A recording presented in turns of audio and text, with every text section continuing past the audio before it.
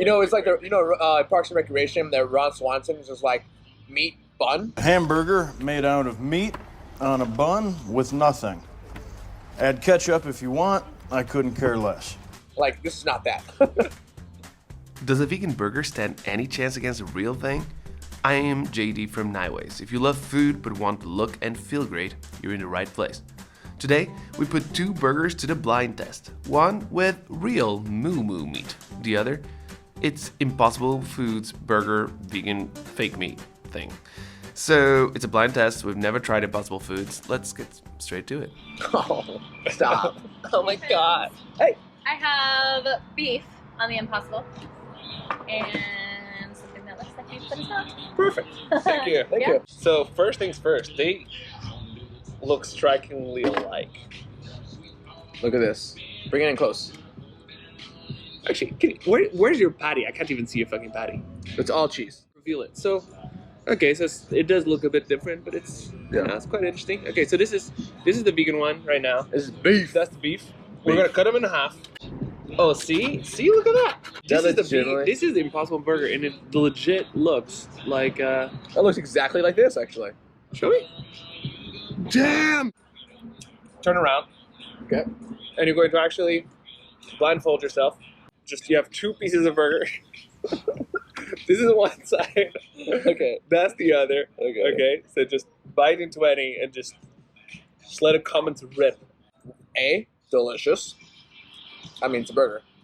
Yeah. B, I'll be honest, there's just a lot happening with the burger that like the meat is kind of like fade slightly into the background. All right, what's the other one? Yeah. So the other one is right here. Right here. That's the one. Okay. Oh, Did you buy that? I stabbed myself with a fucking wooden thing. Is it juicy? This is juicier. Okay. Yeah, it's juicier. The meat hits a little bit harder. Okay. Which is weird. And now it's gone. So it didn't last as long as the other one. So now you're going to go like full caveman, and there's 2 pieces of meat that are just like loose. Okay. Right here. Good idea. Okay. And you're just gonna pick one. It's right in front of your hand. Yeah, that's it. Okay. Oh, that's meat. Okay. Oh yeah, smoky. Juicy. Is it a good? Juicy. Is it a good piece of meat? It's yeah, it's hard to bite through. Harder to bite through like meat usually is. Okay, get some water in.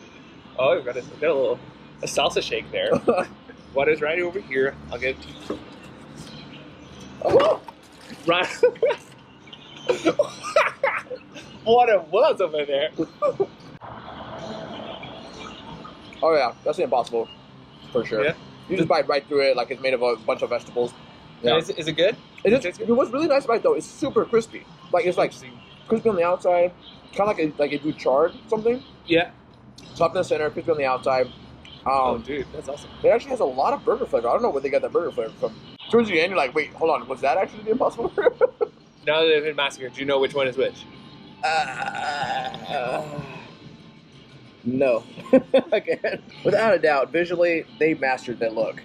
You can't. And flavor-wise, you kept on going on about both. I mean, you could distinguish the 2. Fair enough. It wasn't like a flavor thing. It didn't sound like it was a flavor thing. It was not a flavor thing difference. No. I've never eaten burger my entire life. I probably would have said the Impossible is better because I don't know what meat is like. Like. Okay, I'm excited. It's me. Dude, I'm so hungry. I am so excited about this bite. Just checking there's no wooden bits this time. Yeah, you didn't do that for me. I stabbed myself in the throat. I am not finding a difference in enjoyment, really, right here. This is the main thing, which I'm super surprised about. I was not expecting at all. That I would agree with what you just said. The factor of enjoyment is. I'm enjoying both just lateral. as much. By the way, one of my favorite things about doing these recordings is like every single sitting here, like everyone's got somebody just like, what the fuck is happening over there? Yeah, they're just eating burgers while recording themselves.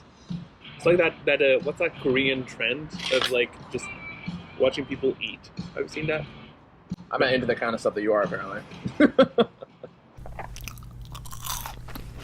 I do want to difference is establish great. like a little bit of credibility because we do health stuff, and I don't want people to think that we're like, oh, they're not big into meat. Like, I have done my vegetarian phase, I have done my vegan phase for like a month or two at a time. But dude, I am fucking obsessed with meat. I'm from Texas. Like, I have venison in my freezer right now. The last 2 days in a row, I've had a 12-ounce sirloin for lunch.